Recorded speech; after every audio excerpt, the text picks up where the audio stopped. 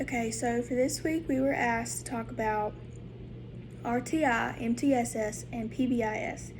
And I started out by just jotting down a few things that I knew. So I wrote down what each acronym stands for, and then based off of that, I wrote down a few things that I already know based off of classes I've already taken and the readings we've had to do now and previous. So PBIS, the main thing I know about that is, behavior-specific praise. We always talk about behavior-specific praise and how instead of just saying good job, you tell them what they did good and affirm that action so they'll keep on doing it. For RTI, I just wrote down that it's progress monitoring in a whole. You're constantly evaluating if the intervention that you put in place is working or not. And if it's not working, you find another one and restart the process of evaluating if it's working or not. And then for MTSS, I wrote, the tiers. So tier 1 is universal design, so that's all students. Tier 2 is group intervention, and 3 is individual intervention. Then after doing the readings and reflecting on what I already know, I wrote down a few things that I had not thought about, such as that MTSS encompasses the whole child data or student profile because it combines the tiers and principles from RTI and PBIS. And I had never thought of RTI and PBIS as having their own separate tier framework. So I wrote down, so this is the PBIS framework, which I'll say in a second, and this is RTI framework. And then here's MTSS and how it encompasses both. So PBIS, in Tier 1, again, it's all students. Same as RTI, it's all students. For Tier 2, you're having your at-risk problem behavior students. So you're doing individualized group instruction, trying to nip problem behaviors in the bud and why those are not acceptable.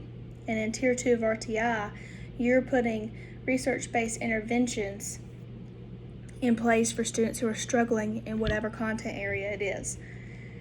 For Tier 3 in PBIS, you're having a focused program that targets serious problem behaviors. So these will be students that have EBD disorders.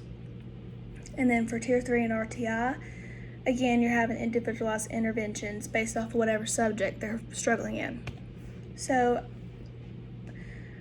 just like a side note, when I was, reading these and writing these frameworks down, I was thinking about Tori Hayden and her books. We had to read those books for another class, and almost all of the students, if not all of the students that were in her classroom, that were in the books that she wrote, would have been in Tier 3 and beyond. They all had EBD.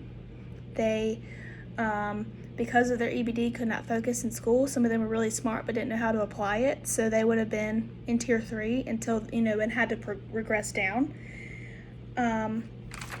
So I thought it was really cool that I could relate this back to a book that I've read, or books that I've read. And then we learned about TIPS, team-initiated problem solving. And it's a focused, data-based decision-making process to ensure and improve student outcomes. I thought that it was very thorough and organized, which I love because I love organization.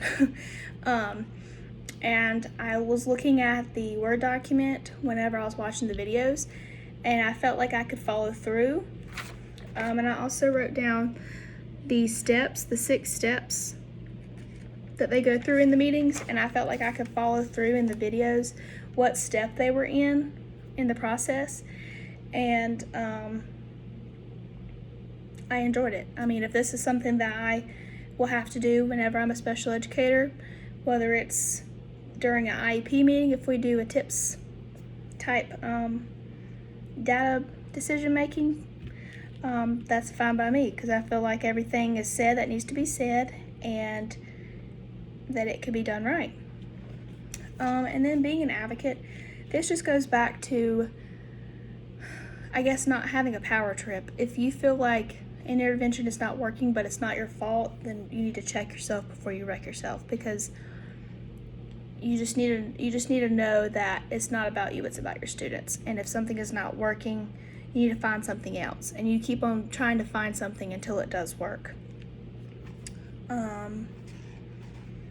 And also, if you feel like your students should be in a general education classroom, advocate for them, get them there, work with them and get them there. If someone is trying to tell you that, they can't be in here because they have behavior problems, even though they are exceptional in whatever subject area that is, advocate for them. Talk with the student, work with the student, do a PBIS tier with them, and make sure that your students are not being cut out of something just because they, get frustrated and throw their head on a desk or something. Just don't be scared to speak up.